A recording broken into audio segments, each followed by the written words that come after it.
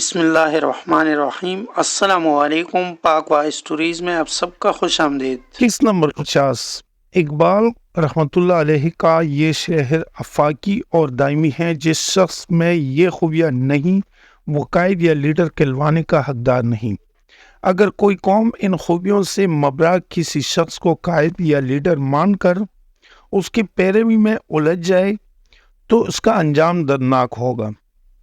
ولی موسیٰ کشمیری کہتے ہیں کہ میں نے ساری دنیا کے سیاسی لیڈروں اور حکمرانوں میں ایسی خوبیاں تلاش کی مگر قائد اعظم رحمۃ اللہ علیہ کے سوا کسی پر نظر نہ ٹھہری۔ تاریخ کے تناظر میں دیکھا جائے تو جناح رحمۃ اللہ علیہ اور پاکستان ایک ہی وجود کے دو نام ہیں۔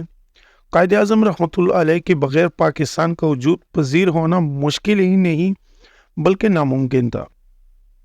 قائد اعظم رحمۃ اللہ علیہ کی سیاسی بصیرت، تدبر اور استقلال ایک ایسی چٹان تھی جسے Congress burst and burst Indian حکومت اور اعلیٰ ترین عہدوں پر فائز عقل مندوں کا سامنا تھا۔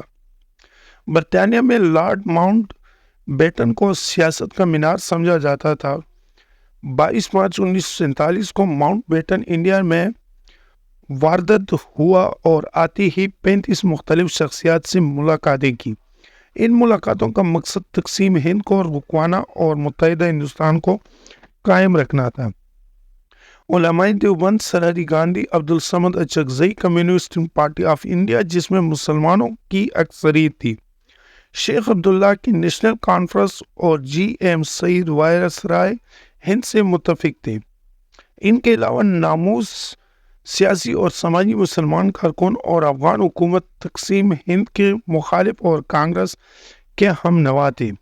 افغان حکومت کا دعویٰ تھا کہ پختونخوا اور بلوچستان سمیت اٹک پار مارگلہ کے سلسلہ قبا تک کا علاقہ افغانستان میں ضم کر دیا جائے۔ اسی سلسلے میں گاندھی نے وائسرائے کو مشورہ دیا کہ قائد اعظم سے ملاقات کی جائے اور بھارت کو متحد رکھنے کے لیے قائد اعظم کو عمر بھر کے لیے متحدہ ہندوستان کا وزیر اعظم مقرر کر دیا جائے۔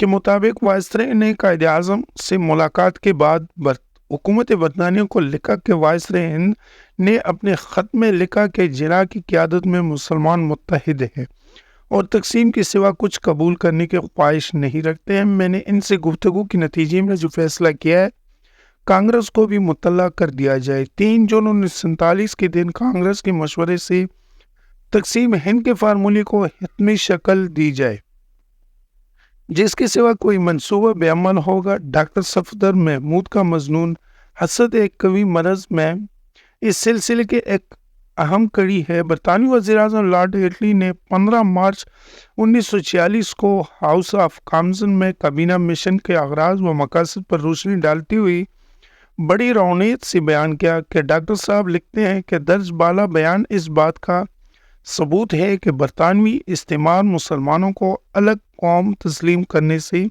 انکاری تھا اور وہ مسلمان کو متحدہ ہندوستان میں اقلیتی درجے پر رکھنے کی پوری کوشش میں تھا۔